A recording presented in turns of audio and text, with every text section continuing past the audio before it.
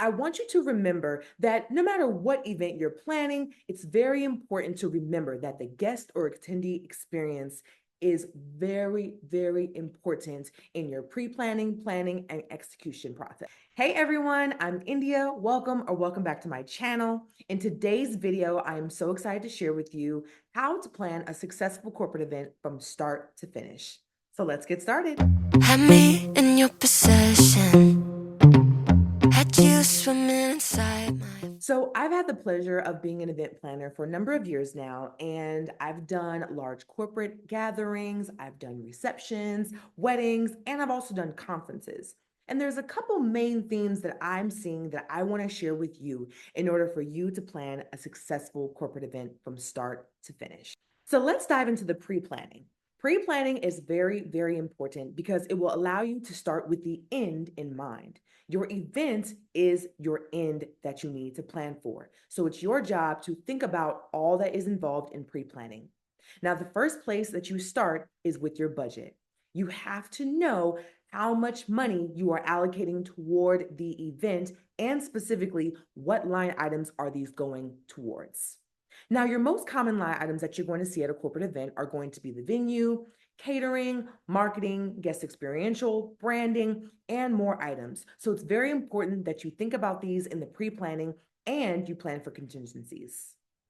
The next step in pre-planning is going to be creating a detailed timeline. This is very, very important because remember I told you, you have to start with the end in mind. And creating a timeline is going to allow you to create your major milestones and deadlines that you know you have to hit according to when your date's going to be. And this allows you to keep your internal stakeholders, your external stakeholders, and your team in mind and accountable for all the deadlines that will come during the planning phase. Speaking of stakeholders, it is very important that during your pre-planning phase, you identify who is important to you, okay? Is this going to be internal team? Is this going to be external team? Your vendors, your venue contacts? All of those things need to be thought about in your pre-planning phase so that you know who you need to keep accountable for when it comes to the planning of tasks, the decision-making, and streamlining workflows. Last but not least, in the pre-planning phase, I want to talk to you about venue because location is so important. You want to make sure you pick a venue with capacity, amenities, accessibility requirements, and backstage elements that are going to be important to you and your event.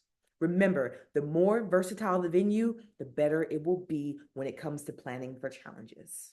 All right, so let's get into the actual planning phase. This is where we're getting tasks done. We're doing our weekly checklist. We're making sure that we are project managing this event so that you can have a great one.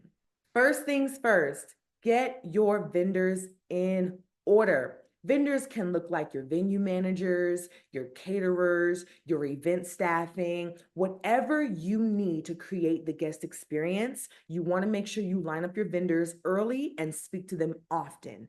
Make sure that you're establishing rapport with them as soon as you contract with them, or if you're working internally on this, make sure that you are building relationships that are going to be crucial and critical to your planning. The better the communication with the vendor, the better your event will turn out.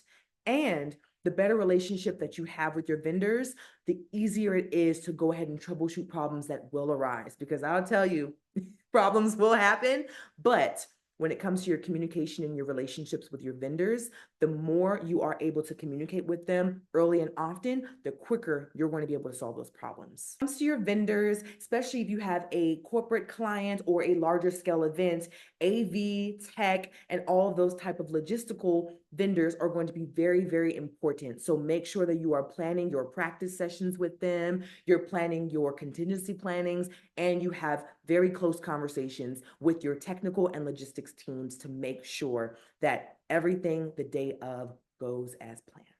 So let's get into another part of planning that I love, marketing and branding. So when it comes to your event, of course, you have to have a theme, you have to know where you're going, why you're doing it, all the following. And the way that you communicate that is through your marketing and branding.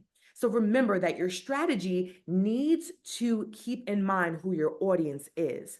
If you have a corporate event that is external facing and you want John Q. Public to come in, make sure that you are doing marketing strategies that target that audience.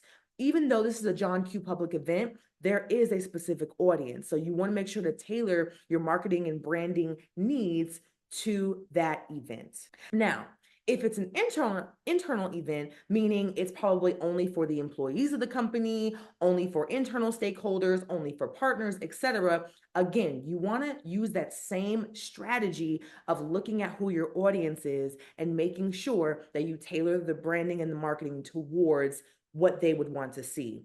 And you want to make sure that you're still getting the word out, except you're going to make sure you're working with the marketing and the communications department to see if you're doing emails, if you're doing flyers around the company, if you're in a building, if you work remote and this is the first time that your corporation is getting together. What does that email strategy look like? What does that communication strategy look like for your internal stakeholders? Whatever that's going to be, you want to make sure you get ahead of that during the planning process.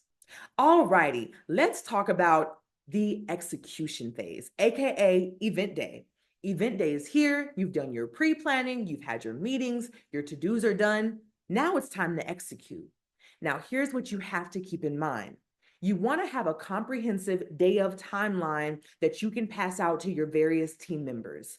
Now, this may look different for different teams on production, on guest experience, on guest pathfinding, on wayfinding areas, whatever it may be, you need to make sure that everyone knows what's happening the day of, and more importantly, how it affects them in their roles. You can also make sure to do a team briefing. So a team briefing is a quick meeting that you have at the top of the day with your key stakeholders, either your departmental leads, your managers, whatever have you, or if you do have the time to have an all hands on deck meeting, which I highly recommend, you do that in order to make sure that, again, everyone knows what we're doing on the day, the goals, the expectations, and they know who to go to in the event of troubleshooting. You're only one person as an event planner, and it's very important that you know to tell your team who to go to in the event of an emergency or in the event of something coming off schedule, off track, whatever it may be. You make sure to communicate your crisis prevention plans and your contingency plans. That way, everything is smooth and no one knows what's going on except the behind the scenes folks, which is very critical. Last but not least, I want you to remember that no matter what event you're planning, it's very important to remember that the guest or attendee experience is very, very important in your pre-planning, planning, and execution process. An event really is an event without guests or attendees there. So you've got to make sure to keep the guest slash attendee experience at your forefront. This way, you're able to monitor the success, you're able to make changes or tweaks if you're having a multi-day event, or if you need to relay quick information in your internal teams and comms, you can do that very quickly to make sure to tailor that guest experience to their liking. All right, y'all, to wrap up, we've covered the entire process from pre-planning to execution. And remember that events are all about preparation and adaptability and your ability to be flexible between the two. Remember, guys, if you like this kind of content, please give me a thumbs up. Remember to like, comment, and subscribe. And comment below if you're planning an event for 2025, or if you need additional help, click the link in my bio and book a time to speak with me. Talk to y'all in the next video. Bye.